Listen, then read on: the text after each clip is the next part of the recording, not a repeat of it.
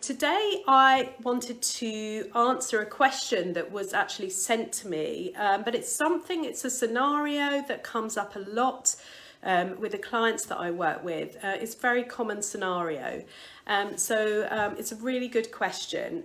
So I thought I would do that today. It's basically, the question was, I'm not hungry early in the day and then can't stop eating in the evening. I don't know what to do about it. So this comes up a lot, as I said. Very often people are ending up saying, I'm not hungry at all in the morning. I don't feel hungry. Sometimes you feel a bit nauseous in the morning, perhaps people feel, then still not that hungry. So think, well, if I don't need to have lunch, I might as well just not have much or go without. But then as you go into the afternoon and perhaps evening, perhaps you would have a meal in the evening, or perhaps even by the afternoon. Many people I find are really struggling with snacking and grazing constantly, and for some people it leads to binging. Some people, they will go to dinner, get to their dinner, have a good dinner, but then they will end up binging thereafter in the evening. So this is really, really common, and I hope that if this is you, let us know while you're watching, or if you're watching the replay. It's really nothing to be ashamed of. A lot of it is actually around our physiology and what we're doing to help ourselves. But obviously there are a number of things that are contributing factors. Now, I don't know, the person who asked me this question, I don't know your exact situation, but so I'm going to answer as if, what comes up very regularly with people, as if yours is very similar. So another thing to mention, if you are doing time restricted eating, or otherwise known as intermittent fasting, and you are skipping meals early on in the day for the reason of trying to lose weight, or you feel that it's beneficial to you, but then you find yourself eating at the back end of the day, you're starving and eating a lot, then the same kind of thing could be going on here. And now the first step is to absolutely address the physiology. So we really want to work out what is going on with your physiology. And what is very common is that, in fact, your blood sugar regulation is not good, because you've hardly eaten anything earlier on in the day, as I've said. You've skipped breakfast perhaps, or just had a coffee, or something tiny, not having much lunch. Your blood sugar is going to be all over the place, and we want our blood sugar to be regulated throughout the day, and we can do this quite simply by the way we eat, and how we eat and when we eat.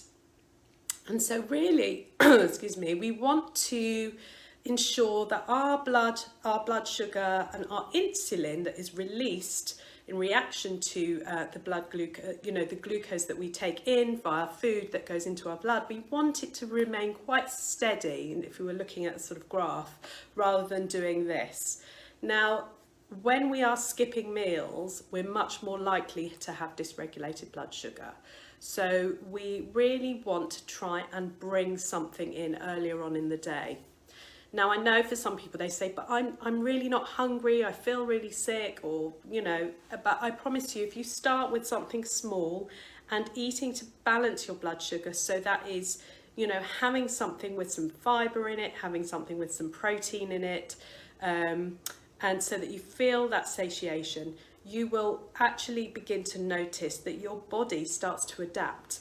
Now, I know for many people, they think, but if there is a fear around weight gain, which I know for many of you in this group there will be, that you might be saying, but Marcel, this is ridiculous. You're telling me to eat more at breakfast and lunch, and then I'm already eating loads at the end of the day. Surely that's going to impact my weight. Well, the answer is you will be changing your regulation of your whole system. So it doesn't work like that. And we do know that particularly if you are someone that ends up binging, that it's very much to do with this binge restrict cycle that I've already posted in the group. So if you think about the restriction, very often leads to the binging, or certainly constant eating or what you might perceive as overeating. So really, you want to try and regulate your blood sugar, and bringing in something earlier on in the day and making sure you're having a good lunch, and basically telling your body that it's going to expect when it's going to have this food. It's going to be fed more or less a similar time, in the morning and at lunchtime, and your body will respond to that. You will notice it change. I mean, people who I work with find it miraculous how their body changes and how they learn to adapt.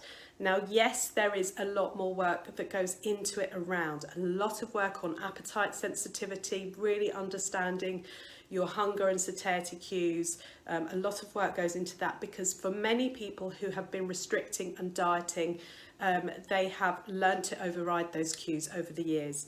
It's quite very common indeed. So that has to be relearned. It's a skill we have to relearn. So that is another part of the picture. But also looking at habits, behaviour chains, what's going on emotionally in your life. There are so many other parts of the picture. But I think if you can start by putting in your earlier meals, even if you don't feel like a huge amount, start small, and your body and your metabolism will start to adjust and adapt. Now, I could talk a lot about metabolism, and perhaps that's one for a subject for next week or another time.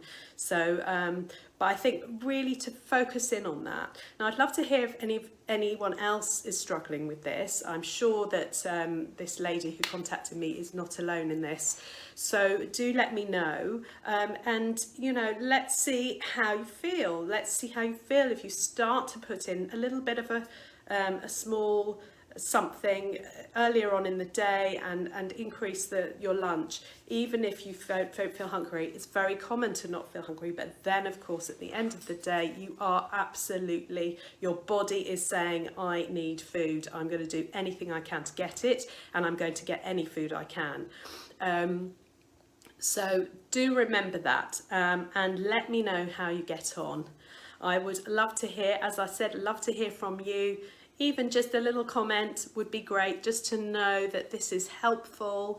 And any other questions that you have, it's really great to have questions from people, because everybody is struggling with the same things. So let me have your questions.